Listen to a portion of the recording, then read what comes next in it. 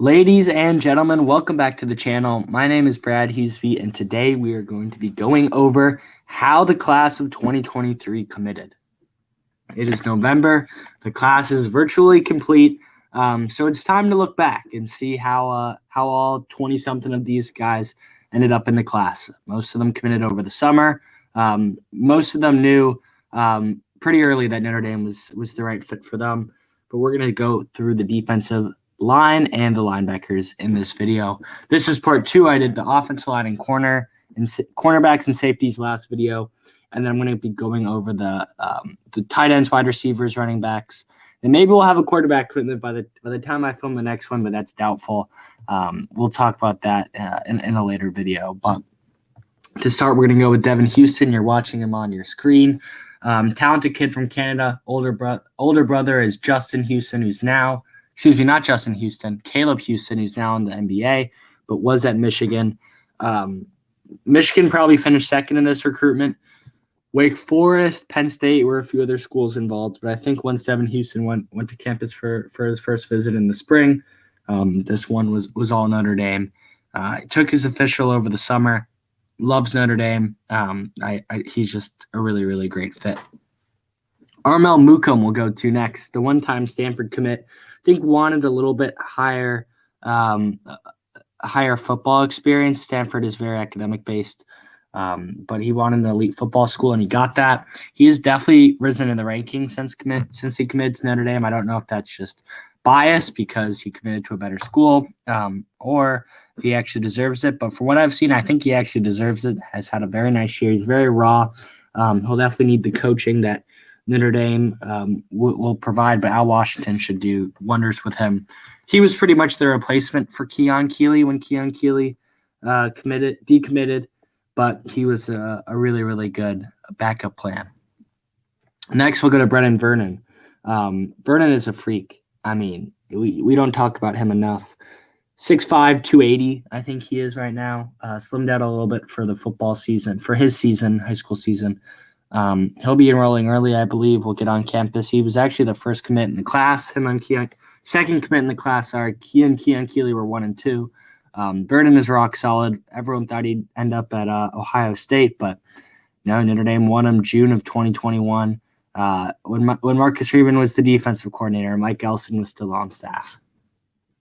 And then finally on the defensive line is Bobacore Traore. Bobacore is from Massachusetts.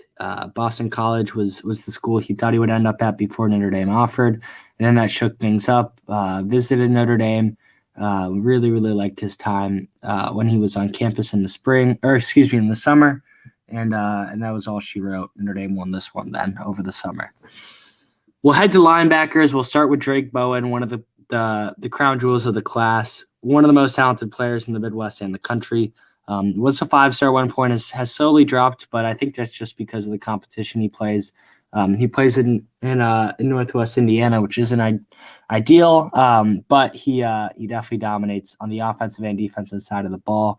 It's not Southwest Florida where you have IMG and all these Miami schools and Tampa schools.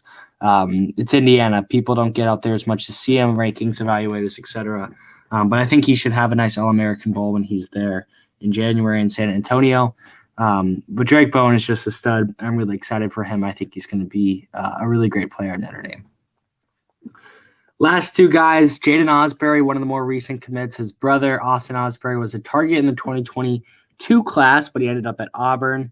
Jaden is committed to Notre Dame and excited about it. He was on campus this past weekend for the Clemson game. He loved it. He was all in. It was really, really great to see him loving his time. As you know, there was a little bit of concern when Notre Dame started to lose. I think LSU, his dad's alma mater, where he lives in Baton Rouge, started to maybe make a few calls. Same with Auburn, Michigan as well. But I think this one's all locked up for Notre Dame.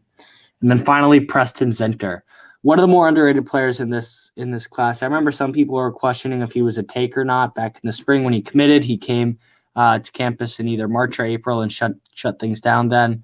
But I think he's an absolute take. I think he's a stud. I think he's a top 150, 200 player in the country. So very excited about Preston Zinter. His brother, Zach Zinter, is the starting guard for Michigan. So there's talent there. And I think Center's going to be an impact player at Notre Dame.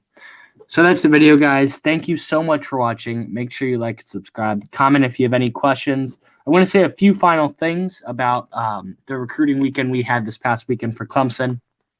First off, it was a massive success. Everyone that was on campus loved their time, especially Peyton Bowen.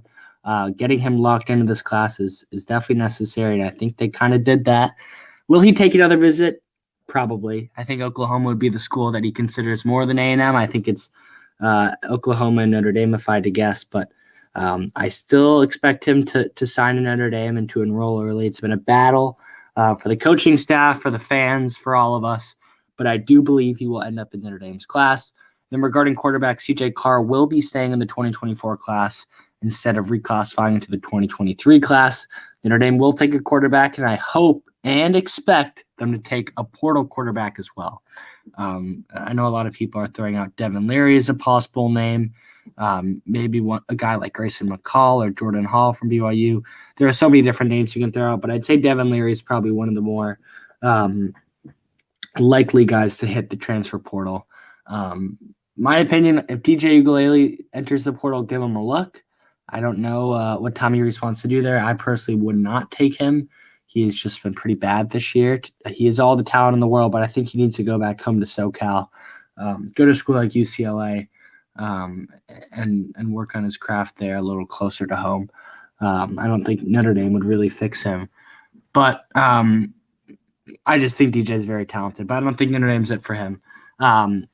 Of course, you're not. I mean, maybe you'll get one of the Ohio State guys, Devin Brown. There are so many names. There are so many different things. Well, what if Dan Lanning leaves Oregon? Can Notre Dame get Dante? So many what ifs. We'll know in a month a lot more than we do right now.